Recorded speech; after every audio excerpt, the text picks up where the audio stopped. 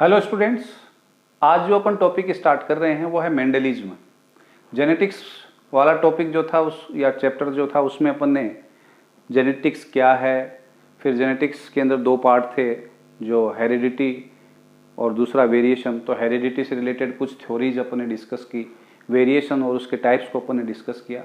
फिर अपन ने कहा था कि अपन मेंडेलियन जो जेनेटिक्स है, यानी कि मेंडल के अनुसार जो इनहेरिटेंस के रूल्स हैं, वेरिएशंस के जो रूल्स हैं, उनके बारे में अपन डिस्कस करेंगे। तो मेंडेलिज्म का मतलब होता है work done by the Mendel in field of genetics. ठीक है, तो मेंडेलिज्म इज आवर टॉपिक।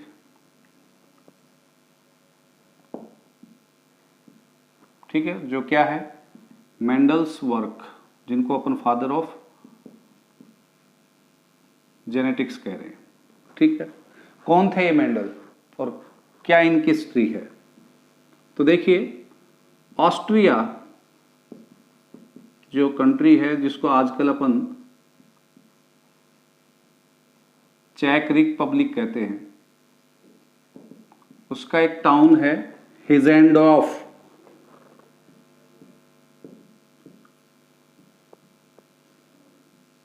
उसका एक विलेज है सिलेसिया।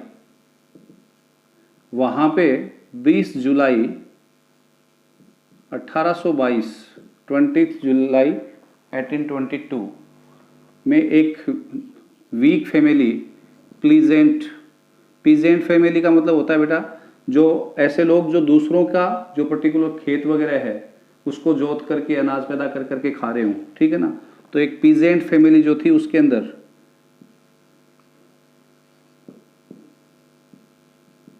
इनकी बर्थ हुई थी।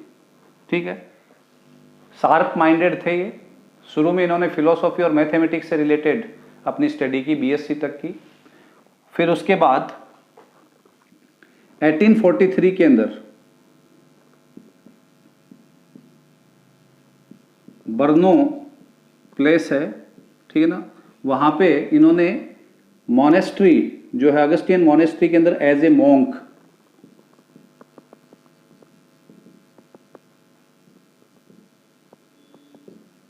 मॉनेस्ट्री का मतलब बेटा होता है मठ, जिनको अपन कहते हैं, ठीक है ना, या चर्च आप मान लीजिए। वहां पे एज ए मॉन्क इन्होंने काम करना शुरू कर दिया। ठीक है, और साथ साथ में कुछ टीचिंग वर्क भी करते थे। अब 1851 के अंदर ये वियना यूनिवर्सिटी में जाते हैं और 1851 से 1853 तक वियना यूनिवर्सिटी जो है वहां पे ये फिजिक्स एंड बॉटनी से रिलेटेड स्टडी करते हैं और फिर लौट करके आते हैं वापस और अपने उसी पर्टिकुलर चर्च में ये काम करना शुरू करते हैं पी प्लांट के ऊपर, गार्डन पी के ऊपर। किससे रिलेटेड? जेनेटिक्स से रिलेटेड, हेरिडिटी और वेरिएशंस जो हैं उनको समझने के लिए, क्योंकि इनकी रुचि थी उसके अंदर कि कैसे करेक्टर्स एक जनरेशन से दूसरी जनरेशन में क्या हो रहे हैं, ट्रांसफर हो रहे हैं, कैसे करेक्टर्स में डिफरेंसेस पैदा हो रहे हैं। तो इन्होंने फिर गार्डन पी के ऊपर, जिसका बॉटेनिकल नेम है पाइसम सटाइवम, उसके ऊपर अब उन्होंने काम किया 1856 से लेकर के 1856 टू 1865। गार्डन पी पर इन्होंने हाइब्रिडाइजेशन एक्सपेरिमेंट किए। पाइसम सटाइवम बॉटेनिकल नेम है इसका। ठीक है, और 1865 तक जो इन्होंने काम किया उसको इन्होंने 1866 में नेचुरल हिस्ट्री सोसाइटी जो है उसके सामने रखा। ये नेचुरल हिस्ट्री सोसाइटी क्या है बेटा? उस समय के जो भी पर्टिकुलर साइंटिस्ट थे तो उनके द्वारा जो डिस्कवरी की जाती थी या जो इन्वेंशन की जाती थी, तो उन सब की एनुअल प्रोसीडिंग एक मीटिंग होती थी और उस मीटिंग के अंदर वो अपनी अपनी जो बात थी या इन्वेंशंस थे उनको वो रखते थे। ठीक है ना, और उनमें जो जायज होती थी, जो वेल प्रूफ होती थी, उनको एक्सेप्ट किया जाता था और लोगों तक पहुंचाया जाता था जो न्यू इन्वेंशंस और डिस्कवरीज थी। तो natural history society of Brunn city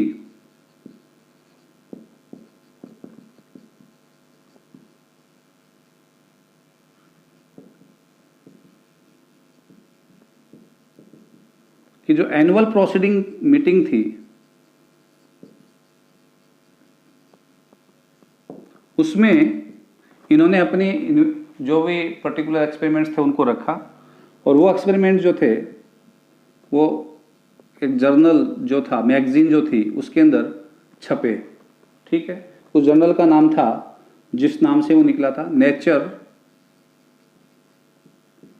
for sender Verein. Naturforschender Verein. और इनका जो रिसर्च लेटर था जो इस मैगजीन में छपा था, वो किस नाम से था? जो इन्होंने रिसर्च की थी, उस रिसर्च लेटर का नाम था वर्सेचू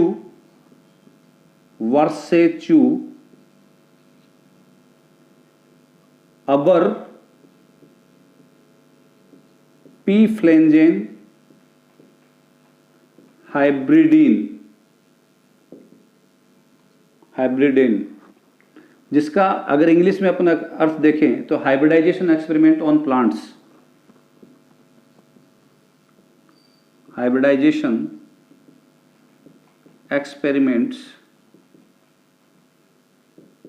ऑन प्लांट्स के नाम से इनका ये पर्टिकुलर लेटर उसके अंदर छपा, जो इन्होंने एक्सपेरिमेंट किए थे वो। ठीक है, अब 1866 से लेकर के 1900 तक, 1900 तक इस काम के बारे में कोई चर्चा नहीं हुई, यानी कि इनके द्वारा ये वर्क पब्लिश होने से लेकर के आगे 34 ईयर तक। ठीक है ना। इसी बीच इनकी डेथ भी हो जाती है 6 अगस्त 1884 को, एक जेनेटिक डिसऑर्डर किडनी से रिलेटेड, ब्राइट डिजीज बोलते हैं उसको, से ग्रसित होकर के इनकी डेथ हो गई। तो डेथ के भी 16 साल तक ये साइलेंट रहे, यानी कि इनका काम साइलेंट रहा। इनको कोई क्रेडिट नहीं मिला, कोई फेम नहीं मिला इनके काम का। क्यों नहीं मिला वो अपन आगे चर्चा करेंगे, बातें करेंगे। ठीक है, तो विदाउट गेटिंग एनी क्रेडिट, कोई भी क्रेडिट अपने काम का, विदाउट गेटिंग एनी फेम, कोई भी उपलब्धि या फेम, प्रसिद्धि मिले बिना ही मेंडल इस दुनिया से विदा हो गए थे। उनको नहीं पता था कि वो कितना बड़ा काम कर चुके हैं, और उस समय के लोगों ने उसको मान्यता भी नहीं दी थी या उसके ऊपर उतना फोकस भी नहीं किया था।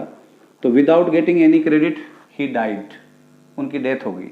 ठीक है, अब इसके काम के 34 साल बाद ये काम वापस रिपब्लिश होता है, जो इन्हीं के 3 स्टूडेंट जो है वो रिपब्लिश करते हैं, जिनकी अपना आगे डिस्कशन करेंगे।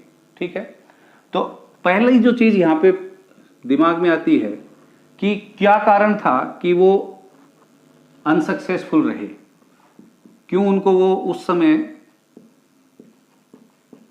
प्रसिद्धि क्यों नहीं मिली, रीजन ऑफ अनसक्सेस। तो इसका रीजन क्या होता, देखिए सिंपल ही है कि कोई काम आप आज के दिन ऐसा कर दो कि वो लोगों की समझ से बाहर हो, तो न समझने वाले ज्यादा लोग होंगे, तो फिर आपके ऊपर वो कहेंगे कि पागल है, या आपकी चीजों को वो जुटलाने की कोशिश करेंगे। समझ में उनके नहीं आ रहा है, लेकिन वो चूंकि उनकी मेंटल फ्रीक्वेंसी और आईक्यू या वर्क लेवल जो है वो आप जितना नहीं है। तो सबसे पहली जो रीजन थी वो यही थी कि उनका जो वर्क था अहेड ऑफ टाइम, दैट जो टाइम था, ठीक है ना, ahead of from the that time, उस टाइम से आगे का काम था उनका। दूसरा, ये भी एक शुरू से ही रहा है कि कोई भी अपनी बात को अग्रेसिवली रख दे और पर्सनालिटी थोड़ी अट्रैक्टिव हो, तो क्या है कि लोग उसकी बात को सुन लेते हैं। लेकिन उनके पास इन दोनों चीज़ों की कमी थी, वो एग्रेसिव नहीं थे और उनका जो पर्टिकुलर पर्सनालिटी थी वो भी अट्रैक्टिव नहीं थी। तो lack of aggressive and attractive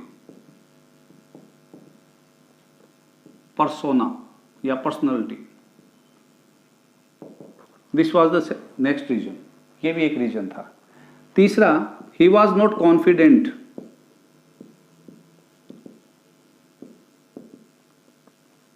वो बहुत ज्यादा उनमें साहस नहीं था, कॉन्फिडेंट नहीं थे वो, ठीक है ना, इसलिए not sure about oven work, अपने ही वर्क के बारे में वो क्या नहीं थे, श्योर नहीं थे। उनको किसी के द्वारा भी कोई नेगेटिव फीडिंग कर दी जाती थी तो वो उसको उसी के ऊपर फोकस कर रहे थे, ठीक है ना। तो वो अपने काम के बारे में या अपने रिजल्ट्स जो उन्होंने हाइब्रिडाइजेशन एक्सपेरिमेंट्स के द्वारा निकाले उनके लिए वो अपने कह सकते हैं कि मजबूती से उनको रखने के लिए वो कॉन्फिडेंट नहीं थे, ये भी एक रीजन था। नेक्स्ट, एक उनका दोस्त था, सो कॉल्ड फ्रेंड कहेंगे उसको, और वो सो कॉल्ड फ्रेंड जो था उसका नाम था नेगली, कार्ल नेगली। तो नेगली जो था वो उनका दोस्त था, तो उसको उनकी अच्छाइयों का और कमियों का पता था। इसका मतलब, क्योंकि मैं कई बार कहता हूं कि आपको सबसे ज्यादा गहरी चोट वो देगा जो आपके सबसे नजदीक है, क्योंकि उसको पता है कहां मारेंगे तो सबसे ज्यादा दर्द होगा। तो उनका जो फ्रेंड था नेगली, उसको पता था कि एक्सेप्शनली एक पौधा ऐसा है जिसके अंदर मेंडल ने जो पी प्लांट के ऊपर एक्सपेरिमेंट किए हैं उनसे जो रिजल्ट मिले हैं वैसे रिजल्ट उस प्लांट में नहीं मिलेंगे। यानी कि वही रेशियो 3:1, 9:3:1, 1:1, ठीक है ना, जो रेशियो प्राप्त होते हैं आगे अपन डिस्कस करेंगे। बाकी के प्लांट में मिल रहे थे, जैसे प्योर टॉल और प्योर ड्वार्फ को आपस में क्रॉस करवाया तो F2 जनरेशन के अंदर 75% कैसे टॉल, 25% कैसे ड्वार्फ, ये मिल रहे थे। लेकिन वो जो प्लांट नेगली ने सजेस्ट किया, हायरेशियम, हॉकवीड बोलते हैं उसको, उस प्लांट के अंदर जो रिजल्ट थे वो सिमिलर नहीं थे, ठीक है ना। उस प्लांट के अंदर वो रिजल्ट नहीं मिल रहे थे और उसके पीछे रीजन था। उसके पीछे रीजन क्या था कि जो हायरेशियम या हॉकवीड है उसके अंदर जो मियोसिस गैमेट फॉर्मेशन के लिए होती है वो अबनॉर्मल होती है। यानी कि वहां पे अपन ये कह सकते हैं कि crossing over is not taking the place, और क्रॉसिंग ओवर अगर जगह नहीं लेगी तो फिर F2 जनरेशन के अंदर 3:1 नहीं मिलेगा। तो हायरेशियम प्लांट के अंदर पी प्लांट जैसे रिजल्ट नहीं मिले, और इस चीज को किसने एक्सपोज कर दिया, नेगली ने। तो इसका मतलब क्या हुआ, फिर लोगों को भी कहने के लिए जगह मिल गई कि ये जो रिजल्ट्स निकाल करके ला रहा है ये करेक्ट नहीं है, सभी पौधों के ऊपर या सभी प्लांट्स के ऊपर लागू नहीं है। नेक्स्ट, फिर इसके अलावा और इंपॉर्टेंट चीज क्या थी कि उन्होंने मैथमेटिकल और स्टैटिकल जो फॉर्मूलेज थे अपने रिजल्ट्स को कैलकुलेट करने के लिए उन्होंने यूज किए थे, जैसे प्रोबेबिलिटी, फ्रीक्वेंसी, रेशियो,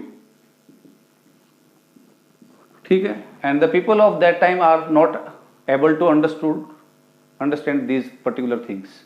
उस समय के जो समकालीन लोग थे वो इनको समझने के सक्षम नहीं थे, योग्य नहीं थे, ठीक है ना। उनके लिए ये अपने आप में एक नई चीज थी। यहाँ पे कैलकुलेशंस के लिए माइंड को यूटिलाइज करना पड़ रहा था तो वो नहीं हो पा रहा था उनसे। तो ये भी एक रीजन था कि उन्होंने जो अप्रोच अपनाई थी, स्टैटिकल अप्रोच और मैथमेटिकल अप्रोच, तो not understood by the particular time mates, जो उसके समय के समकालिक थे उनके द्वारा वो समझी नहीं गई। देन मोस्ट इंपॉर्टेंट, देखिए कई बार क्या होता है कि बहुत अच्छी मूवी जो होती है उसको आप छोड़ देते हैं, और एक ऐसी मूवी जिसके अंदर बहुत पैसा लगा करके उसकी पब्लिसिटी बहुत ज़्यादा कर दी जाती है तो उसके पीछे आप भागते हैं। तो दुनिया के हर दौर में ऐसा होता रहा है। उस समय चार्ल्स डार्विन जो थे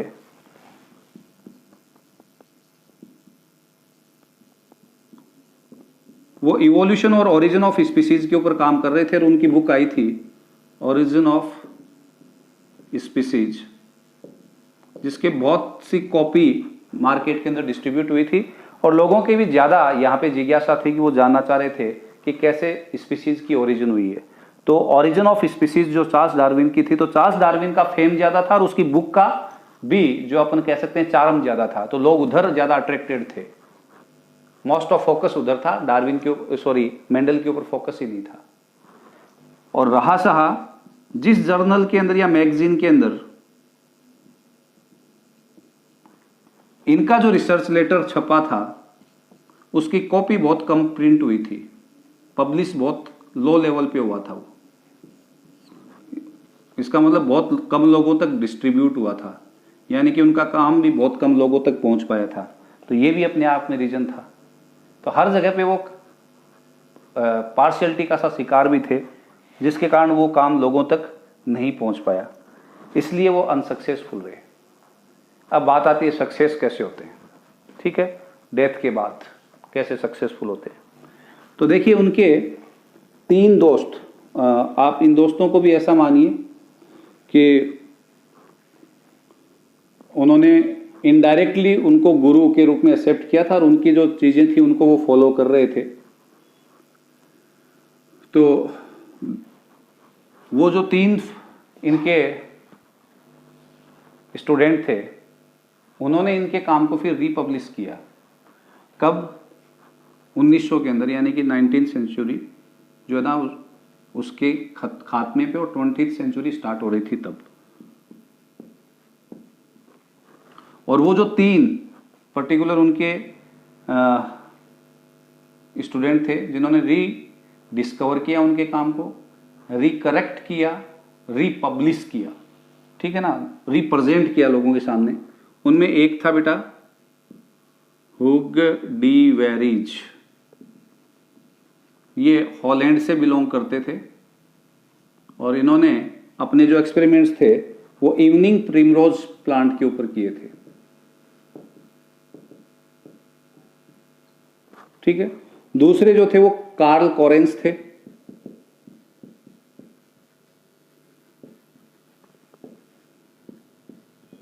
इन्होंने जो अपने एक्सपेरिमेंट किए थे वो मेज प्लांट के ऊपर किए थे, मक्का के पौधे पे। और तीसरे जो थे वो थे वॉन टी सेमार्क।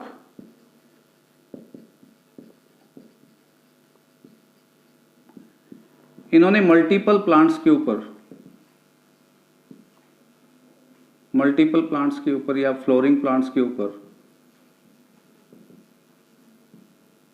अपने एक्सपेरिमेंट्स किए।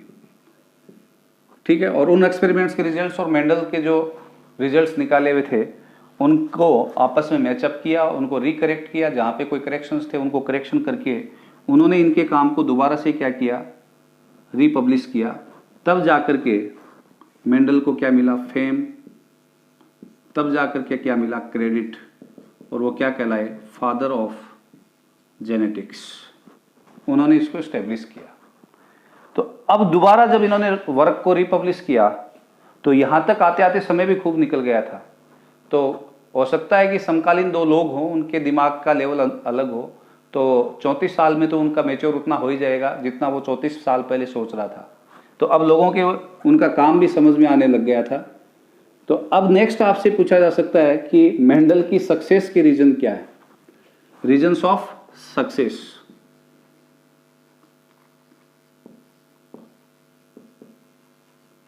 तो रीजन्स ऑफ सक्सेस के अंदर बेटा सबसे पहली चीज, जो सबसे इंपॉर्टेंट, जो उनके लिए फायदेमंद चीज रही, वो थी उन्होंने जिस प्लांट को सिलेक्ट किया वो इंपॉर्टेंट था।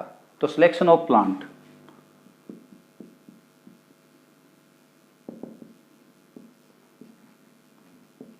गार्डन पी का जो उन्होंने सिलेक्शन किया, आप कहेंगे कैसे? क्योंकि बेटा देखो, एक तो इसका लाइफ पीरियड छोटा है, 3-4 महीने का है। अगर वो कोई प्लांट ऐसा ले लेते जिसका लाइफ पीरियड 10 साल या 20 साल या 25 साल हो, तो नेक्स्ट जनरेशन्स की स्टडी करने से पहले वो दुनिया से चले जाते। ठीक है ना, यहाँ पे उनको 3-4 महीने में पहले के बीच में क्रॉस करवाया और उनसे जो सीड मिले उनको तैयार किया, फिर उनसे प्लांट तैयार हुए, उनसे सीड मिले, उनसे नेक्स्ट जनरेशन हर 3-4 महीने में वो प्राप्त कर सकते थे। तो शॉर्ट लाइफ पीरियड जो था, एक तो पी प्लांट की ये विशेषता है। दूसरा, पी प्लांट के अंदर नेचुरली सेल्फ पॉलिनेशन पाया जाता है, क्योंकि एक प्रकार की क्लिस्टोगेमी होती है इनमें। क्लिस्टोगेमी का मतलब फ्लोर लगभग क्लोज रहता है, तो अंदर ही अंदर पॉलिनेशन होगा। लेकिन मैन्युअली इनके अंदर आप क्या करवा सकते हो, क्रॉस पॉलिनेशन करवा सकते हो। तो नेचुरली खुद सेल्फ पॉलिनेटेड है, लेकिन क्रॉस पॉलिनेशन करवाया जा सकता है। That is again A important character. तीसरी चीज, पी प्लांट के अंदर बाहर से आप 34 कैरेक्टर्स जो हैं उनके आधार पर डिफरेंस कर सकते हो, यानी कि 34 कॉन्ट्रास्टिंग कैरेक्टर बाहर से विजिबली आपको दिख जाएंगे। कॉन्ट्रास्टिंग का मतलब क्या, एक पी प्लांट लंबा, एक पी प्लांट छोटा, एक के फ्लोर बैंगनी, एक के सफेद, ठीक है ना। ऐसे 34 करेक्टर, लेंथ हो, कलर हो, फ्लोवर की पोजीशन हो, सीड कलर हो, ठीक है ना, सीड की शेप हो, ऐसे 34 कॉन्ट्रास्टिंग करेक्टर उन्होंने सबसे पहले सिलेक्ट किए, जिनको लेकर के वो हाइब्रिडाइजेशन करवा रहे थे। जैसे टॉल और ड्वार्फ कॉन्ट्रास्टिंग हो गए, उनके बीच में क्रॉस। फिर उन्होंने 22 के ऊपर फोकस किया उनमें से, और फाइनली उन्होंने 7 ऐसे करेक्टर सिलेक्ट किए कि भगवान की दया से उन 7 करेक्टर्स को जिनको उन्होंने चुना था, उनके अंदर लिंकेज जैसा कोई भी पर्टिकुलर फिनोमिनोन नहीं था। अंडरलाइन कर लेना, आगे लिखते रहना आप, ये लिंकेज आगे मैं पढ़ाऊंगा तब तुम्हें समझ में आएगा, जिसके कारण उनका रिजल्ट जो है ना वो प्रभावित नहीं हुआ। तो जो 7 करेक्टर उन्होंने अपने सिलेक्शन एक्सपेरिमेंट के लिए तो वो 7 ऐसे करेक्टर तक क्यों पहुंच पाए, क्योंकि सिलेक्शन के लिए 7 करेक्टर लेकर के स्टडी या एक्सपेरिमेंट करने के लिए उनके पास कितने कॉन्ट्रास्टिंग करेक्टर थे पी प्लांट में, 34। तो उनमें से उन्होंने 7 को सिलेक्ट किया, और जिन 7 को सिलेक्ट किया उनमें लिंकेज नहीं था, यानी कि वो 7 करेक्टर जो थे वो लिंकेज जैसे फिनोमिनोन को शो नहीं कर रहे थे। तो ये भी अपने आप में इंपॉर्टेंट था कि उन्होंने 7 करेक्टर्स को सिलेक्ट किया, ठीक है। फिर कुछ उन्होंने होशियारी भी दिखाई। क्या, एक बार में उन्होंने एक ही character studied inheritance of single character at once. मतलब क्या हुआ बेटा इसका, कि जैसे उन्होंने ये प्लांट लिया, तो इस प्लांट में तो फ्लोर भी है, ये, और दूसरा प्लांट ये लिया, इसमें भी फ्लोर है, फ्रूट भी है, सब चीजें ही हैं।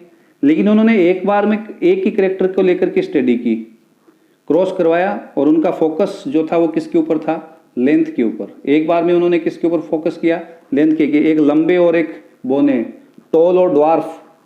ये नहीं लिया उन्होंने व्हाइट फ्लावर और पर्पल फ्लावर, इसके ऊपर फोकस नहीं किया। इस प्लांट के अंदर केवल एक करेक्टर के ऊपर फोकस किया। क्या, जिन 2 प्लांट्स के बीच में उन्होंने क्रॉस करवाया, उनकी क्या चेक की उन्होंने, उनसे जो पैदा हुई संतान उनकी क्या चेक की, लेंथ। फिर नेक्स्ट में भी उन्होंने किसके ऊपर फोकस रखा, इससे जो आगे पीढ़ी मिली उसमें भी किसके ऊपर फोकस रखा, लेंथ के ऊपर। एक बार में एक ही करेक्टर को लेकर के उन्होंने उसी की इनहेरिटेंस को समझा, उसी को स्टडी किया। फिर दूसरे में क्या किया, फ्लावर का कलर लेकर के क्रॉस करवा लिए, तीसरे में सीड का कलर लेकर के क्रॉस करवा लिए। लेकिन एक बार में सिंगल करेक्टर की इनहेरिटेंस की स्टडी की उन्होंने, जिससे क्या नहीं हुआ, मिक्सअप नहीं हुआ, ठीक है ना, कॉम्प्लेक्सिटी पैदा नहीं हुई। और जिस करेक्टर को लेकर के वो स्टडी कर रहे थे वो प्योरली उसके रिजल्ट उनको प्राप्त हो गए। नेक्स्ट, एक करेक्टर की स्टडी के लिए उन्होंने 1 या 2 क्रॉस नहीं करवाए, 12 से 13 जनरेशन तक उन्होंने क्रॉस करवाए एक करेक्टर के लिए। तो ये बहुत इंपॉर्टेंट था, ठीक है ना। क्या, एक बार में एक ही करेक्टर की स्टडी करना, और उस करेक्टर की स्टडी करने के लिए ये 2 के बीच में क्रॉस करवा करके क्या प्राप्त की, F1 पहली पीढ़ी, F1 से कौन सी, F2 के अंदर भी उसी करेक्टर पे फोकस रखा कि कैसा आ रहा है वो करेक्टर। F3 में देखा कि वो किस रेशियो में आ रहा है, लंबे कितने आ रहे हैं, बोने कितने आ रहे हैं, F4 में कितने आ रहे हैं, F5 में कितने आ रहे हैं, ठीक है ना। तो एक ही करेक्टर लिया उन्होंने, और उस करेक्टर के लिए भी उन्होंने 1-2 क्रॉस करवा करके नहीं छोड़ा, क्योंकि हो सकता है कि आगे जाकर के करेक्टर के एक्सप्रेस होने का पैटर्न बदल जाए और लोग अंगुली उठा देते। वो तो यहीं पे कह देते कि भाई साहब 75% जो डोमिनेंट है करेक्टर वो एक्सप्रेस हो रहा है, 25 कौन सा हो रहा है, जो रेसेसिव है। लेकिन आगे जाकर के हो सकता है कि पैटर्न बदल रहा हो। तो उन्होंने 12-13 जनरेशन तक क्रॉस करवाए, और एक बार में एक को ही करेक्टर को लेकर के क्रॉस करवाया। जबकि उससे पहले, मेंडल से पहले लोगों ने जेनेटिक्स का काम शुरू कर दिया था, लेकिन वो क्या कर रहे थे, एक बार में सभी करेक्टर्स को लेकर के स्टडी कर रहे थे। जैसे उनसे पहले कॉर्ल ल्यूटर हुआ था एक, कॉर्ल ल्यूटर ने जो उन्होंने स्टडी की थी टोबैको पे, तंबाकू के ऊपर। ऐसे ही एक साइंटिस्ट थे जिनका नाम था नोडीन, उन्होंने पी प्लांट के ऊपर ये एक्सपेरिमेंट किए थे, लेकिन वो भी एक बार में एक से अधिक करेक्टरों की इनहेरिटेंस की स्टडी करने की गलती कर बैठे, ठीक है ना। ऐसे ही गोस एक साइंटिस्ट थे ठीक है ना। उनके साथ था गोस एंड हाइट, 2 वैज्ञानिक थे वो, उन्होंने गार्डन पी के ऊपर एक्सपेरिमेंट किए थे। उन्होंने भी यही गलती की थी, कॉर्ड ल्यूटर हो चाहे नॉर्डिन हो चाहे गोस और नाइट हो, लेकिन इन्होंने ये वो गलती नहीं दोहराई, एक बार में एक करेक्टर को लेकर के स्टडी की। Is this clear? नेक्स्ट, अब इनके लिए जो मैथमेटिकल और स्टैटिकल अप्रोच इन्होंने अपनाई थी, वो उस समय में आते आते वो बेनिफिशियल हो गई, जिसके क्या हुआ कि बहुत जल्दी कैलकुलेशन कर करके हम रिजल्ट निकालने में सक्षम हुए, किसके? जेनेटिक्स के।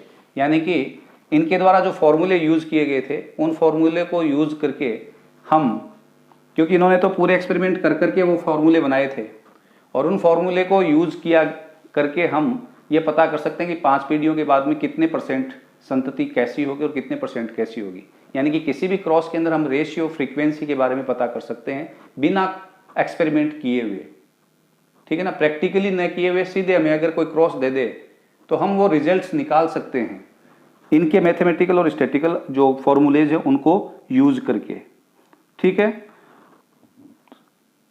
और जो मैंने एक वो इंपॉर्टेंट है वो आप ध्यान में रखना कि इन्होंने जिन करेक्टर्स की स्टडी की उनमें जीन इंटरेक्शन, यानी कि जीन्स का आपस में इंटरेक्शन और लिंकेज जैसी चीजें क्या थी?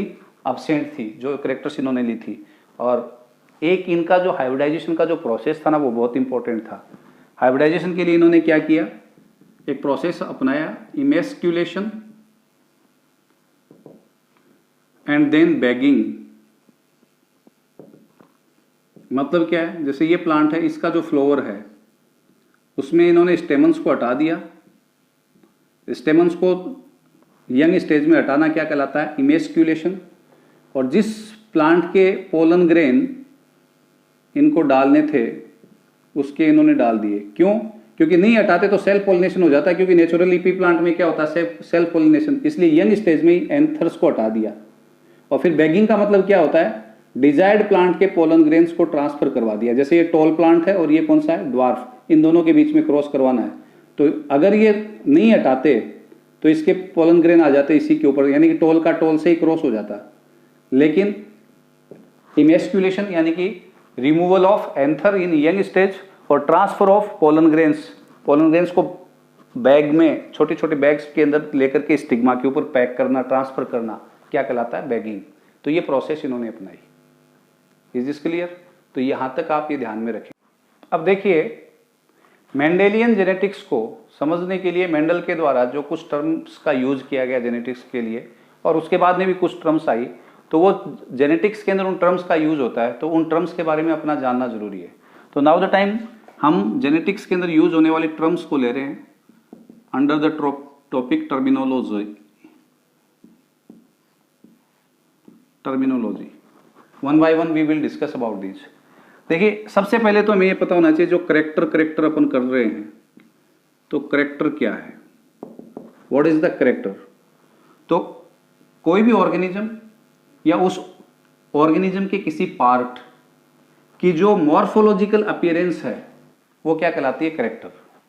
जैसे कोई इस 6 फीट हाइट है किसी की, तो आप उसको क्या कहोगे? मॉर्फोलॉजिकल अपीयरेंस के आधार पे आप उसको क्या कहोगे? टॉल। तो टॉल क्या है? उसकी टॉलनेस जो है वो उसके करेक्टर का एक रूप है। कौन से करेक्टर का? लेंथ का। तो करेक्टर क्या हो गया? लेंथ। मॉर्फोलॉजिकल अपीयरेंस के आधार पे आप किसी व्यक्ति की क्या करते हो? लेंथ चेक करते हो, विड्थ चेक करते हो, आई कलर चेक करते हो, नोज की शेप चेक करते हो। तो ये क्या है बेटा? ये करेक्टर है। तो morphological appearance of A part और द ऑर्गेनिज्म या उसके किसी पार्ट की मॉर्फोलॉजिकल अपीयरेंस क्या कहलाती है? करेक्टर कहलाती है। जैसे लेंथ, कलर, वेट या और जो भी लेना चाहिए आप, ठीक है। फिर एक वर्ड आता है बेटा ट्रेट। ट्रेट क्या है बेटा? करेक्टर के डिफरेंट फॉर्म्स जो होते हैं उनको अपन ट्रेट कहते हैं।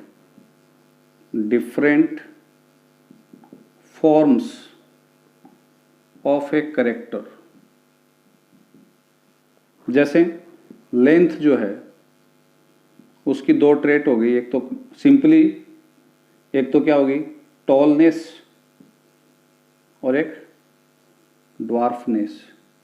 ऐसे स्किन कलर है तो निग्रो यानी ब्लैक, वाइट, ठीक है ना, इंटरमीडिएट, तो वो क्या है ट्रेट हैं वो, ठीक है ना। ट्रेट का मतलब एक करेक्टर जो है उसके जो अलग अलग फॉर्म्स हैं उनको अपन क्या बोलते हैं, ट्रेट बोलते हैं, ठीक है।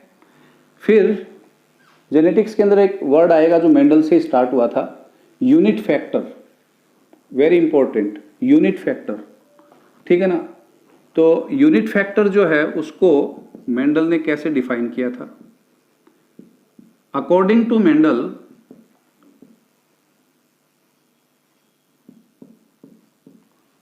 यूनिट कंट्रोलिंग द करेक्टर, ठीक है ना, वो यूनिट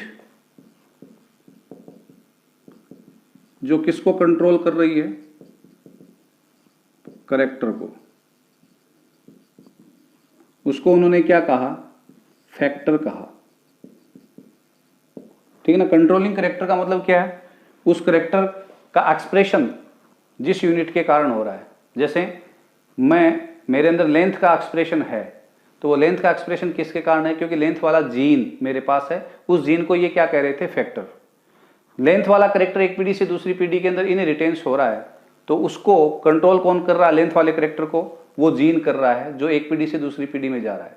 तो वो यूनिट या वो फैक्टर जो कंट्रोल कर रहा है, इसी फैक्टर को फिर जोहानसन ने क्या कह दिया था, इस कंट्रोलिंग यूनिट को क्या कहा था, जीन, जो क्रोमोजोम्स के ऊपर पाए जाते हैं, ठीक है। और क्रोमोजोम्स के ऊपर जीन जिस जगह पे पाए जाते हैं वो जगह कहलाती है लोकस या loci. The place of gene on the chromosome is called the locus, ठीक है। फिर इसके बाद में नेक्स्ट फैक्टर वर्ड यूज किया था कंट्रोलिंग यूनिट के लिए किसने, मेंडल ने, और उसके लिए जीन वर्ड दिया था, इस फैक्टर को जीन कहा था किसने, जोहानसन ने। फिर नेक्स्ट टर्म जो थी जो यूज होती है वो है बेटा एलील। एलील तो अल्टरनेटिव फॉर्म्स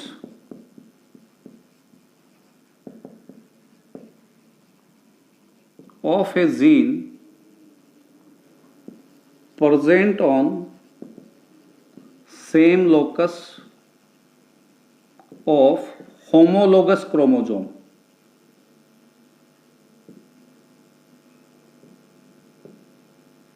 जैसे लेंथ वाला जीन है तो उसका एक अल्टरनेटिव फॉर्म क्या है, कैपिटल टी जो डोमिनेंट को शो करता है, एक रेसेसिव फॉर्म कौन सा होगा, स्मॉल टी। तो एक जीन की दो फॉर्म हो गई है, अल्टरनेटिव फॉर्म, ठीक है ना। अब मैंने कुछ वर्ड यूज किए, सेम लोकस पे होमोलोगस क्रोमोजोम। तो सेल डिवीजन जब पढ़ा था उसमें बताया था, सेल में भी बताया था। होमोलोगस क्रोमोजोम का मतलब क्या है, आप में क्रोमोजोम्स के दो सेट हैं, एक मदर से आया और एक फादर से। जो लड़कियां उनमें 1 to 22 तो ऑटोसोम प्लस XX, और लड़के जो उनमें से मदर से X और फादर से Y, यानी कि टोटल 23 और 23 के दो सेट आए हैं, 23 मदर से और 23 फादर से, ठीक है। तो पहला क्रोमोजोम मदर का और फादर का जो है वो होमोलोगस है, कारण वो स्ट्रक्चरली और फंक्शनली सेम है। मदर के पहले क्रोमोजोम पे पहला जीन अगर लेंथ का है तो फादर वाले पे भी पहला जीन किसका है, लेंथ का है। मदर और फादर में से लेंथ के लिए जो जीन एक्सप्रेस अपने अंदर हो गया तो वो डोमिनेंट है, और जो नहीं हो पाया वो कौन सा है, रेसेसिव।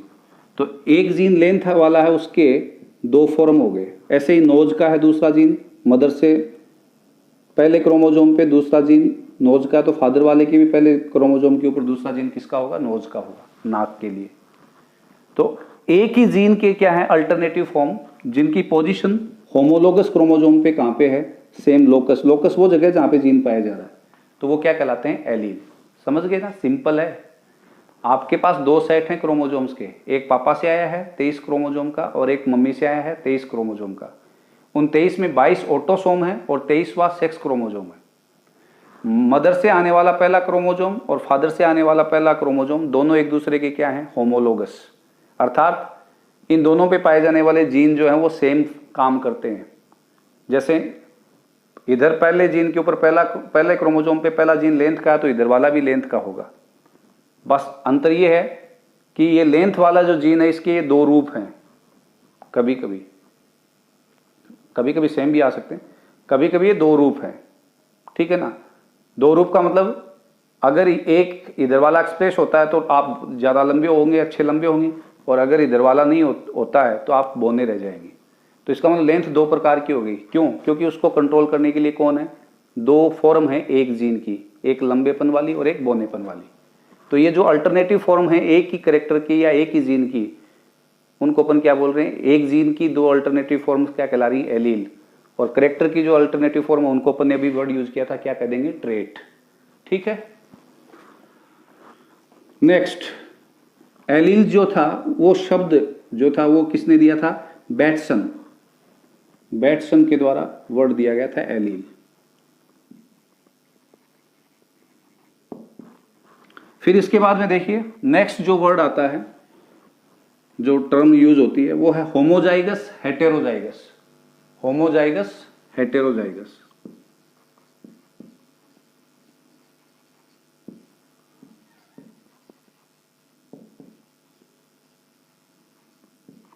होमोजाइगस का मतलब क्या, देखिए कोई भी ऑर्गेनिज्म जब पैदा होता है तो वो किससे पैदा हो रहा है, जाइगोट से। ये ऑर्गेनिज्म बना और इस ऑर्गेनिज्म को मैं कह रहा हूं होमोजाइगस। समझना इस बात को। ये जाइगोट किससे बना है बेटा, गैमिट से, मेल गैमिट और फीमेल गैमिट के फ्यूजन से। यस और नोट। ठीक है। अब ये जो दोनों गैमिट फ्यूज हो रहे हैं, ध्यान से सुनना, इन दोनों गैमिट के अंदर फैक्टर सेम कंडीशन में उपस्थित हैं। ठीक है ना। व्हेन द फ्यूजिंग गैमिट्स जो हैं आपस में, उनके अंदर फैक्टर कैसे हैं, सेम टाइप के हैं, आइदर डोमिनेंट या फिर रेसेसिव। या तो दोनों में कैसे हैं वो फैक्टर, कैसे हैं, डोमिनेंट, या दोनों में कैसे हैं, रेसेसिव। तो क्या कॉम्बिनेशन बनेगा यहाँ पे, या तो ये बनेगा, डोमिनेंट होंगे दोनों में तो, या फिर ये बनेगा। तो ये जो जाइगोट बन रहा है यहाँ पे, इस जाइगोट को अपन क्या कहेंगे, होमोजाइगोट। और इस जाइगोट से पैदा होने वाली जो संतान है वो क्या कहलाएगी, होमोजाइगस। तो ऐसा ऑर्गेनिज्म जिसके अंदर एक करेक्टर को कंट्रोल करने वाले जो जीन के जो फॉर्म्स हैं वो कैसे हैं, सेम हैं, तो वो क्या कहलाएगा फिर, होमोजाइगस।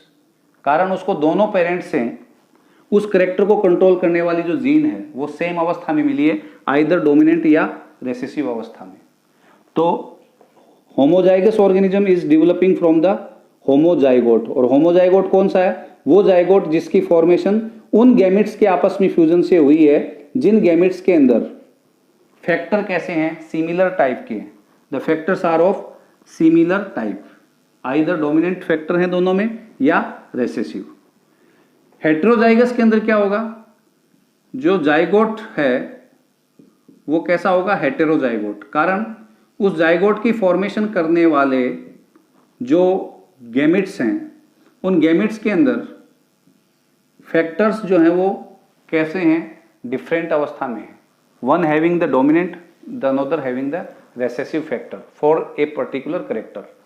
उस करेक्टर के लिए, यानी लेंथ वाले करेक्टर के लिए एक गैमेट में फैक्टर कौन सी अवस्था में, डोमिनेंट अवस्था में, दूसरी में रेसेसिव, यानी कि डिफरेंट फॉर्म में उपस्थित है। तो उनके फ्यूजन से बनने वाला जाइगोट क्या कहलाएगा, हेटेरोजाइगोट। और उससे पैदा होने वाला ऑर्गेनिज्म क्या कहलाएगा, heterozygous. What we call that, heterozygous. Is this clear? तो ये जो वर्ड थे होमोजाइगस और हेटेरोजाइगस, ये यूज किए थे किसने, बैटसन एंड सैंडर्स। ये किसने दिए, बैटसन एंड सैंडर्स। ठीक है। कई बार एक और वर्ड यूज होता है हेमीजाइगस, अर्धयुग्मजी। ज्यादा दिमाग के ऊपर जोर डालने की जरूरत नहीं है। हेमीजाइगस का मतलब क्या है, अपन ये कह सकते हैं कि ऐसा ऑर्गेनिज्म जिसके अंदर यूनिट फैक्टर्स का वन सेट हो। Organism with one set of unit factors. For example जो इंसेक्ट्स होते हैं जैसे हनी बी वगैरह जो होते हैं, तो उनके अंदर जो मेल होते हैं उनके अंदर वन सेट ऑफ फैक्टर्स आपको मिलेगा, या तो कैपिटल टी, जो भी जीन्स हैं जैसे लेंथ वाला टी है, कलर वाला सी है, ठीक है ना, तो ये एक सेट मिलेगा। ये नहीं है कि दो दो सेट मिल जाएंगे इस तरीके से, ऐसा नहीं होगा। या तो ये स्थिति होगी या ये स्थिति होगी। उस ऑर्गेनिज्म के अंदर क्या होगा, यूनिट फैक्टर्स का एक सेट होगा, तो उसको अपन क्या बोल देंगे, हेमीजाइगस, ठीक है ना, having the one set of unit factors. Next, फिर उसके बाद टर्मिनोलॉजी के अंदर एक वर्ड यूज होता है फिनोटाइप और एक होता है जीनोटाइप। Phenotype, genotype. तो फिनोटाइप क्या है बेटा, रेशियोनल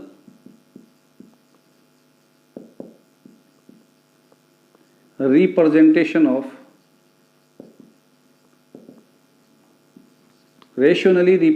ऑफ मॉर्फोलॉजिकल अपीयरेंस या एक्सटर्नल अपीयरेंस जो है किसी भी जीव की। एक पॉपुलेशन है, उस पॉपुलेशन के अंदर जितने भी जीव हैं उनकी एक्सटर्नल अपीयरेंस के आधार पे उनको आपने अलग अलग ग्रुप में बांट दिया और उसको रेशियो में रिप्रेजेंट कर दिया। जैसे 100 लोगों का ग्रुप है, उसमें 75 लंबे हैं और 25 बौने हैं, तो मॉर्फोलॉजिकली 75 आपको कैसे दिखाई दिए, एक्सटर्नल अपीयरेंस के आधार पे, लंबे और 25 कैसे, बौने, ड्वार्फ। तो आपने उस पॉपुलेशन को रेशनली एक्सटर्नल अपीयरेंस के आधार पे क्या कर दिया, ग्रुप्स में डिवाइड कर दिया, रिप्रेजेंट कर दिया क्या, 3:1 on the basis of length character कि क्या है, 75% कैसे हैं टॉल और 25% कैसे हैं ड्वार्फ। तो अपन ये कह सकते हैं एक्सटर्नल अपीयरेंस का रेशियोनल रिप्रेजेंटेशन, या दूसरा अगर अपन इसको और अच्छी तरीके से अपन व्यक्त करना चाहें तो rational representation of morphological characters.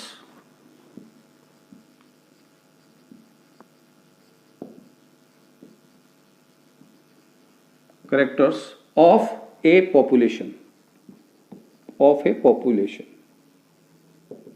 जैसे मैंने बताया कि एक पॉपुलेशन है 100 की, जिसमें 75 कैसे हैं टॉल, 25 कैसे हैं ड्वार्फ, तो 3:1 हो गया क्या, फिनोटाइप।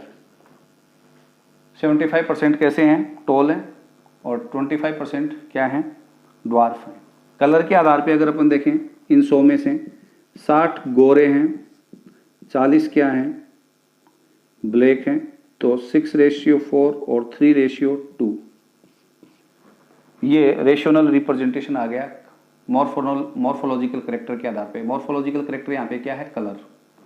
तो इस तरीके से एक्सटर्नल अपीयरेंस के आधार पे उसको ग्रुपिंग कर देना किसी भी पॉपुलेशन की, ठीक है वो, और उसका फिर रेशियोनल रिप्रेजेंटेशन क्या कहलाता है, फिनोटाइप। Is this clear. अब देखिए, ये जो एक्सटर्नल अपीयरेंस या जो भी कैरेक्टर बाहर दिखाई दे रहे हैं, जिनकी अपीयरेंस हो रही है, उनके पीछे रीजन कौन है, जीन। तो अगर अपन फिनोटाइप के पीछे, फिनोटाइप बिहाइंड द फिनोटाइप क्या है, रेस्पॉन्सिबल जेनेटिक कॉन्स्टिट्यूशन, ठीक है। अगर कोई लंबा है तो वो इस कारण से है कि उसको फादर से भी डोमिनेंट लेंथ वाला या टॉलनेस वाला जीन मिला है, मदर से मिल सकता है या नहीं मिले, लेकिन वो टॉल होगा क्योंकि टॉलनेस वाला डोमिनेंट है किसके ऊपर, ड्वार्फनेस वाले पे। तो ऐसी कंडीशन में अगर किसी बच्चे में ये कंडीशन आती है, मदर से और फादर से ये जीन आते हैं, या मदर से ये आता है और फादर से ये आता है, तो दोनों ही स्थिति में बच्चा कैसा होगा, टॉल होगा, ठीक है। तो जीनोटाइप को अपन क्या कह सकते हैं, genetic constitution behind the phenotype if rationally represented, then that particular pattern will called the genotype, ठीक है ना। जैसे अभी मैंने जो जेनेटिक नोट करते जाए आप, constitution behind the phenotype. Phenotype जो मतलब बाहर जो करेक्टर निकल करके दिख रहा है तुम्हें, उसके पीछे जो जेनेटिक कॉन्स्टिट्यूशन जिम्मेदार है, जीनी संरचना, जीन स्ट्रक्चर जो जिम्मेदार है, if represented rationally then called genotype.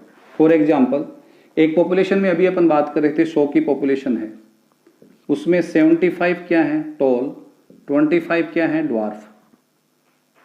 ठीक है, तो ये 75 जो टॉल हैं उनमें से 50 टॉल जो हैं वो इस कारण से कि उनको माँ और बाप दोनों से डोमिनेंट जीन मिला है।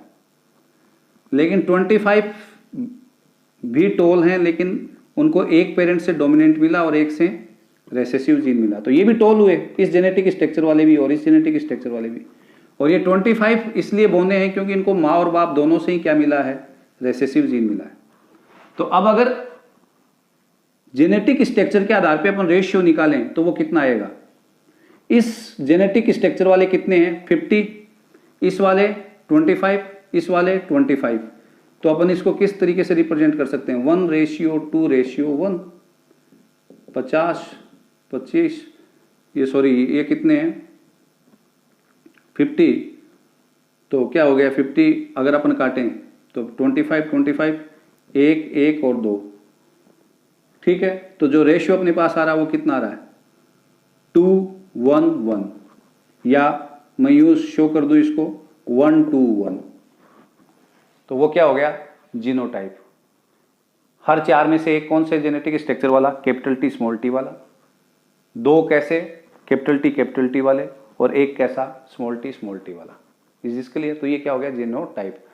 कारण जीनोटाइप सेम फिनोटाइप जैसा क्यों नहीं आएगा, क्योंकि लेंथ या टॉलनेस हो या डार्क कलर हो, जो भी करेक्टर है उसके मॉर्फोलॉजिकली अपीयर होने के दो कारण हो सकते हैं। क्या, एक तो उस संतान को दोनों पेरेंट्स से क्या हो, वो जीन जो टॉलनेस वाला है वो डोमिनेंट अवस्था में मिले तो भी बच्चा कैसा होगा, टॉल होगा, और दोनों में से एक से भी मिल गया तो भी कैसा होगा, टॉल होगा।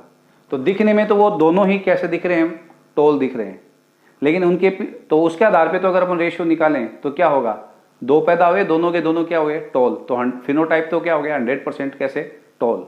लेकिन जीनोटाइप निकालेंगे तो वो कितना आएगा 1:1। क्यों, क्योंकि एक किसके कारण है, कैपिटल टी जीन स्ट्रक्चर के कारण टॉल है, और एक किसके कारण है, कैपिटल टी और स्मॉल टी के कारण है। तो जीन स्ट्रक्चर दोनों की क्या है, डिफर है।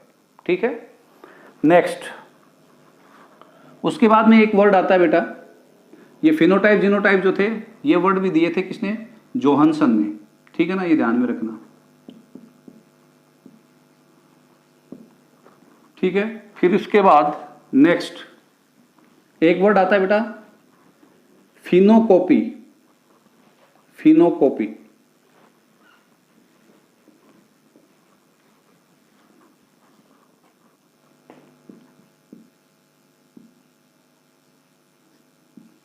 फिनोकॉपी का मतलब क्या होता है, सिंपल है ये भी, ऐसे ऑर्गेनिज्म जिनका जेनेटिक स्ट्रक्चर क्या है, डिफरेंट है।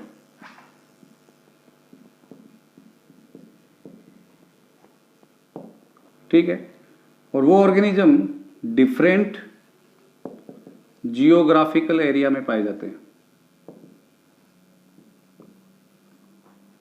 लेकिन उनकी मॉर्फोलॉजिकल अपीयरेंस कैसी है, सेम है। तो वो ऑर्गेनिज्म एक दूसरे के क्या कहलाते हैं, फिनोकॉपी। तो सिंपली अपन कैसे डिफाइन कर सकते हैं, डिफरेंट जियोग्राफिकल एरिया में पाए जाने वाले वो ऑर्गेनिज्म जो जेनेटिकली डिफर करते हैं एक दूसरे से, लेकिन उनकी मॉर्फोलॉजिकल अपीयरेंस कैसी है, अलग अलग जियोग्राफिकल एरिया में। यहाँ काऊ की स्पीसीज है अपन ये मान लें, गाय की, वो अलग अलग क्षेत्र में पाई जाती है, और अलग अलग क्षेत्र में पाई जाने वाली जो ये काऊ है इनकी जेनेटिक स्ट्रक्चर भी कैसी है, डिफरेंट है, लेकिन बाहर से दिखने में एक ऐसी हैं, एक जैसी हैं। तो genetically different, occurring in the different geographical area but showing the same external appearance, then they will be called, एक दूसरे की क्या कहलाएंगी? फिनोकॉपी। क्या कहेंगे अपन उनको? फिनोकॉपी। ठीक है। नेक्स्ट, फिर बेटा देखिए नेक्स्ट और कौन से टर्म्स इसमें यूज होते हैं। एक यूज होता है बेटा बैक क्रॉस।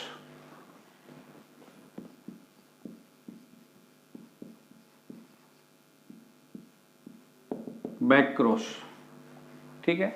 बैक क्रॉस का मतलब क्या होता है? देखिए हम जब क्रॉस करवाते हैं तो ये ए पेरेंट और बी पेरेंट के बीच में क्रॉस करवाते हैं। सिंपली दो सेक्सुअल रिप्रोडक्शन के अंदर जो क्रॉस होता है वो दो पेरेंट्स के बीच में होता है, एक मेल पेरेंट होता है और एक फीमेल पेरेंट होता है, ठीक है। और इन दोनों का क्रॉस करवाने पर क्या पैदा होती है? संतति, जिसको अपन क्या बोलते हैं? प्रोजेनी। Is this clear? अब ये जो प्लांट्स के केस के अंदर जो मेंडल ने एक्सपेरिमेंट किए थे तो उन्होंने ऐसे भी क्रॉस करवाए थे। क्या? ये जो पेरेंट्स हैं इनके बीच में क्रॉस करवा करके जो संतति पैदा की, उसके भी उन्होंने किसके साथ क्रॉस करवाए? पेरेंट्स के साथ। तो वो पर्टिकुलर क्रॉस क्या कहलाते हैं? बैक क्रॉस, पीछे जा करके। यानी कि F1 प्रोजेनी जो पैदा हुई है उसका किसके साथ क्रॉस? पेरेंट के साथ। क्या कहलाता है? Back cross. What we call that? Back cross. Is this clear? अब ये बैक क्रॉस दो प्रकार के हो सकते हैं। इन दोनों पेरेंट में से एक पेरेंट प्योर डोमिनेंट कैरेक्टर वाला है, यानी कि टॉल है मान लेते हैं, और एक प्योर कैसा है? ड्वार्फ है। तो ये कौन सा पेरेंट हो गया? Dominant parent. और ये कौन सा हो गया? Recessive parent. टॉलनेस और ड्वार्फनेस में डोमिनेंट कौन सा है करेक्टर या ट्रेट? करेक्टर का कौन सा फॉर्म डोमिनेंट है? टॉलनेस। किसके ऊपर? ड्वार्फनेस पे। तो अगर इस प्रोजेनी का क्रॉस आप पेरेंट से करवा रहे हो किसी से तो क्या कहलाएगा? Back cross. लेकिन अगर आपने कौन से पेरेंट से करवाया है? डोमिनेंट पेरेंट से, तो फिर वो कहलाएगा बेटा आउट क्रॉस। वो बैक क्रॉस का कौन सा टाइप हो गया? Out cross. और अगर आपने करवाया है रेसेसिव पेरेंट से तो फिर वो कहलाएगा test cross. What we call that? Test cross. Is this clear? ठीक है ना। तो अपन बैक क्रॉस के दो टाइप हो गए, F1 progeny into dominant parent, क्या हो गया? Out cross. F1 progeny into recessive parent, note करते जाएं, क्या हो गया? Test cross. अब अपन एक एग्जांपल ले लेते हैं, ठीक है ना, इसको समझने के लिए, जो back cross, test cross, out cross है ना। तो देखिए जैसे अपन एक मोनो हाइब्रिड क्रॉस करवाते हैं, प्योर टॉल प्लांट लेते हैं और प्योर ड्वार्फ प्लांट लेते हैं। तो one pair of contrasting character ले रहे हैं अपन, और one pair of contrasting character को लेकर के जो क्रॉस करवाए जाते हैं उन क्रॉस को अपन क्या बोलते हैं? मोनो हाइब्रिड क्रॉस, ठीक है ना। जहाँ पे अपन सिंगल जीन की इनहेरिटेंस पढ़ेंगे, सिंगल करेक्टर की इनहेरिटेंस। सिंगल करेक्टर का मतलब यहाँ पे करेक्टर क्या है? लेंथ। तो one pair of contrasting character, one pair contrasting का मतलब एक टॉल हो गया और एक ड्वार्फ, तो टॉल और ड्वार्फ पेयर बन गया। कॉन्ट्रास्टिंग का मतलब क्या हो गया? एक दूसरे के विपरीत, ठीक है ना। तो अब अपन यहाँ पे क्रॉस करवा रहे हैं तो यहाँ पे जो गैमेट बनेगा क्या होगा? गैमेट बनते हैं तो नंबर ऑफ क्रोमोसोम या जीन क्या हो जाते हैं? हाफ। तो यहाँ पे ये बन गया और यहाँ पे ये, ठीक है। आपस में इनका क्रॉस करवाया तो जाइगोट और जो युग ऑर्गेनिज्म बनेगा वो क्या बनेगा? Capital T small T. ये कौन है? F1 progeny. ये कौन है? पेरेंट। अभी अपन ने बैक क्रॉस के बारे में क्या कहा कि जो F1 प्रोजेनी है उसका पेरेंट्स के साथ क्रॉस। अब पेरेंट्स के साथ डोमिनेंट के साथ करवाते हैं तो वो क्या कहलाता है? Out cross. और रेसेसिव के साथ करवाते हैं तो वो क्या कहलाता है? Test cross. तो देखिए इसका अपन ने क्रॉस करवाया डोमिनेंट के साथ, कैपिटल टी डोमिनेंट पेरेंट हो गया, और F1 क्या हो गया? Capital T small T. यहाँ पे गैमेट बना तो जो भी गैमेट बनेंगे उन सब में क्या होगा, कैपिटल टी। यहाँ पे जो गैमेट बनेंगे उनमें 50% में कैपिटल टी होगा, 50% में स्मॉल टी होगा। ठीक है, दो प्रकार के गैमेट बनेंगे यहाँ पे।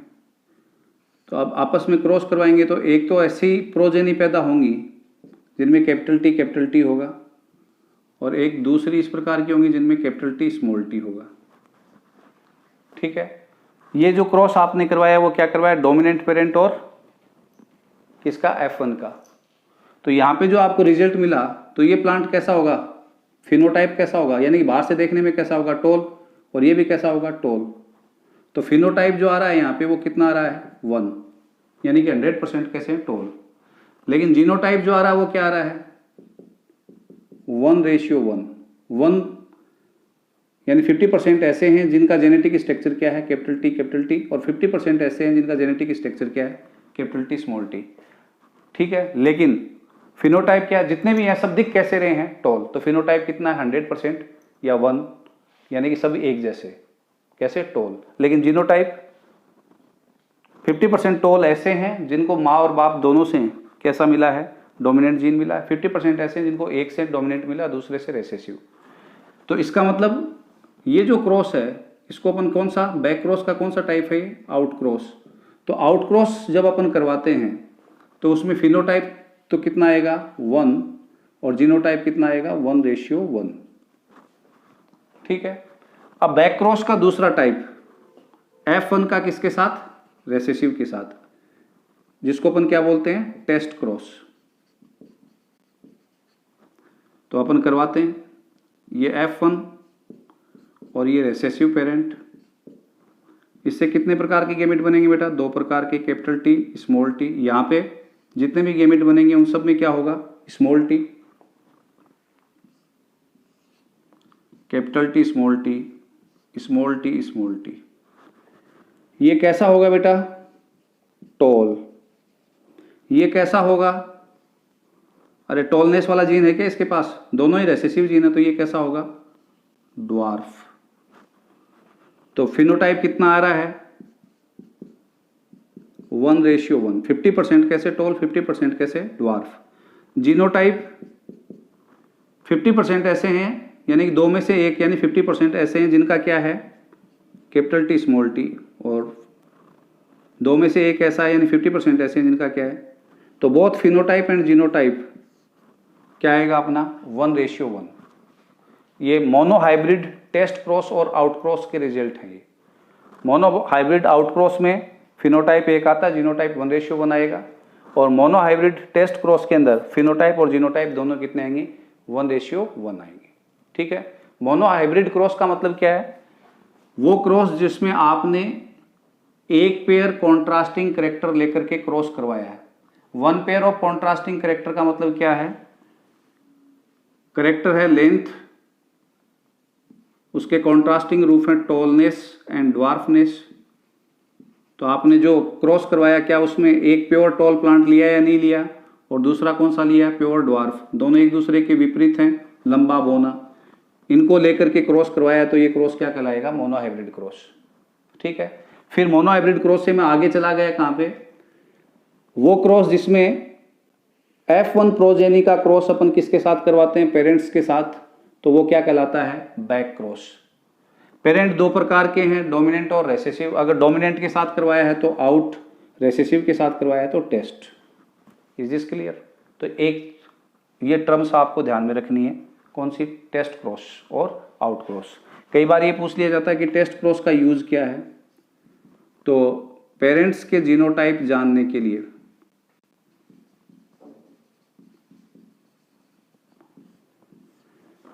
ठीक है ना, पेरेंट्स के जीनोटाइप क्या हैं ये जानने के लिए। ठीक, अगर आपने, क्योंकि पौधों के ऊपर तो लिखा हुआ है नहीं कैपिटल टी स्मॉल टी, ये आपने ये 2 पौधे हैं एक्स और वाई, एक लंबा है और एक बोना है। तो लंबा तो इस कारण से भी हो सकता है, वो अक्स कैपिटल टी के कारण भी, और एक डोमिनेंट और एक रेसेसिव जीन के कारण भी हो सकता है। तो देखिए अब मैं जो बात कहने जा रहा हूँ कि ये जो मैंने लाइन लिखी इसका मतलब क्या है। इन दोनों पौधों के बीच में क्रॉस करवाया और आपको पौधा मिला यहाँ पे F1, वो भी कैसा है, टोल।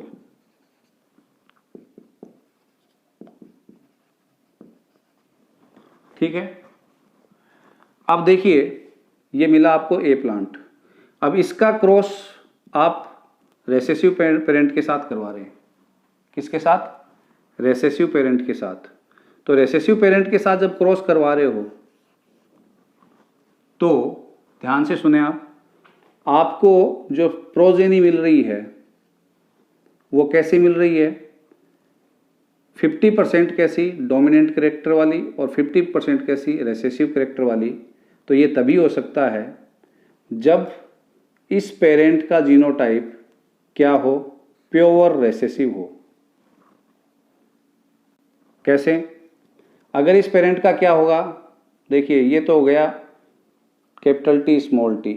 इस पेरेंट का अगर क्या हो, कैपिटल टी स्मॉल टी, तो क्या होगा? देखिए एक तो ये बनेगा, एक ये बनेगा, एक ये बनेगा। 3 प्रकार के जीनोटाइप मिल सकते हैं आपको यहाँ पे।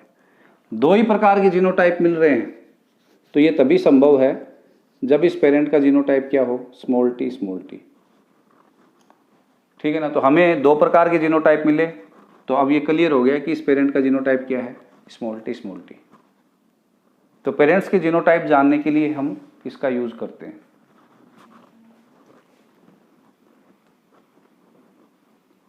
Next, reciprocal cross. अगला जो क्रॉस है रेसिप्रोकल, व्युत्क्रम क्रॉस भी कहते हैं उनको।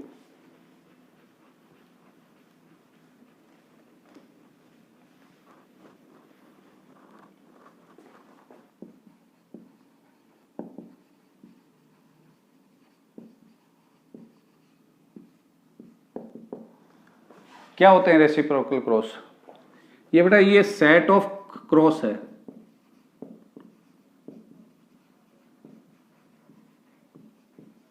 ए सेट ऑफ 2 क्रॉसेज, ठीक है ना, इन विच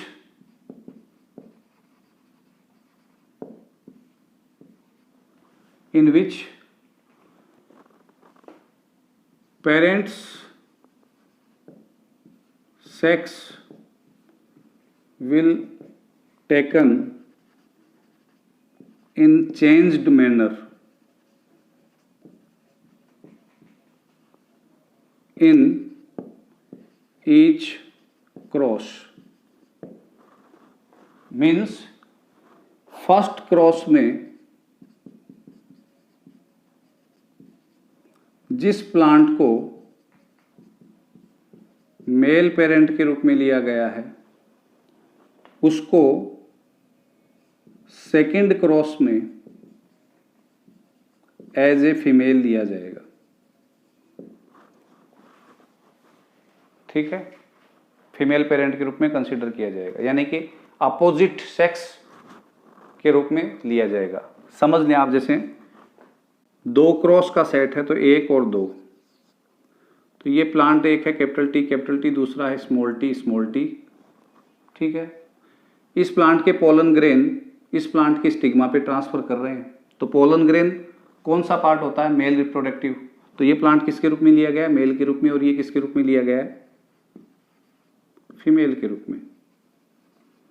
दूसरा जो क्रॉस करवाते हैं अपन, तब क्या करेंगे बेटा? ये जो प्लांट जिसको फीमेल के रूप में लिया था उसको मेल के रूप में लेंगे और इसको फीमेल के रूप में, यानी कि इस बार इसके पोलन ग्रेन इसकी स्टिग्मा पे अपन क्या करवाएंगे? ट्रांसफर करवाएंगे। Is this clear? तो ऐसे क्रॉस का सेट जो होता है उसको अपन क्या बोलते हैं? रेसिप्रोकल क्रॉस, जिसमें फर्स्ट क्रॉस में जिस पर्टिकुलर पेरेंट को मेल पेरेंट के रूप में लिया गया था उसको नेक्स्ट क्रॉस में किसके रूप में लिया जाएगा? फीमेल पेरेंट के रूप में लिया जाएगा। ठीक है, अब देखिए इसका फाइल किसके लिए कर रहे हैं अपन? ये दोनों में अपने को जो प्रोजेनी मिलेगी उसका जीनोटाइप तो ये होगा कैपिटल टी स्मॉल टी, क्योंकि इधर से स्मॉल टी आएगा और एक से कैपिटल टी आएगा। लेकिन इसका यूज क्या है? तो देखिए रेसिप्रोकल क्रॉस जो हैं उनको साइटोप्लाज्मिक इनहेरिटेंस की स्टडी के लिए यूज करते हैं। साइटोप्लाज्मिक इनहेरिटेंस क्या होती है? अब ये नया वर्ड है, इसीलिए टर्मिनोलॉजी अपन पढ़ रहे हैं। देखिए, ये आपने रिप्रोडक्शन पढ़ा था, स्पर्म के अंदर न्यूक्लियस था, ओवा जो था उसके अंदर ये न्यूक्लियस भी था और साइटोप्लाज्म भी था, याद है आपको? जब इन दोनों में फ्यूजन होता तो दोनों के न्यूक्लियस तो आपस में फ्यूज होते हैं, लेकिन उस समय भी मैंने बताया था साइटोप्लाज्म जो है वो केवल किसका भाग ले रहा है? फीमेल का, यानी कि एग का, न्यूक्लियस दोनों का। तो न्यूक्लियस के अंदर जो जीन है, क्रोमोजोम्स हैं, वो तो बनने वाले ऑर्गेनिज्म में दोनों पेरेंट के होंगे, क्योंकि न्यूक्लियस तो दोनों का फ्यूज हुआ है न्यूक्लियोप्लाज्म तो, लेकिन साइटोप्लाज्म केवल किसका है? फीमेल का है।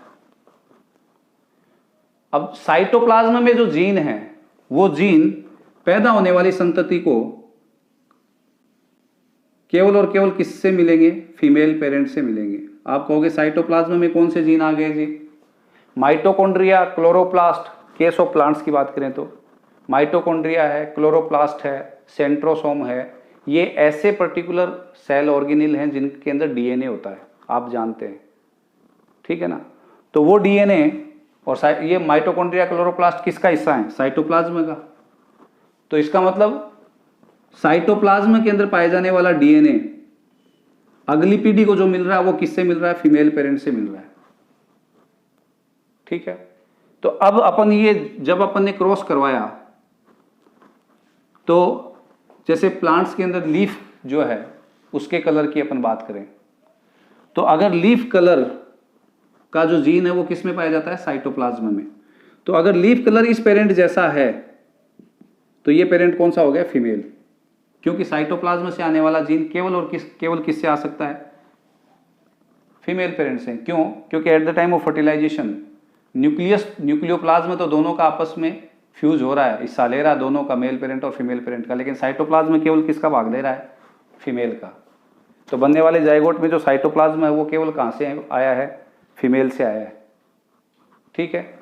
और इस जाइगोट से जो बनने वाला ऑर्गेनिज्म है तो उसमें साइटोप्लाज्म का डिस्ट्रीब्यूशन जो हो रहा है वो किससे हो रहा है? फीमेल पेरेंट से हुआ है, ठीक है?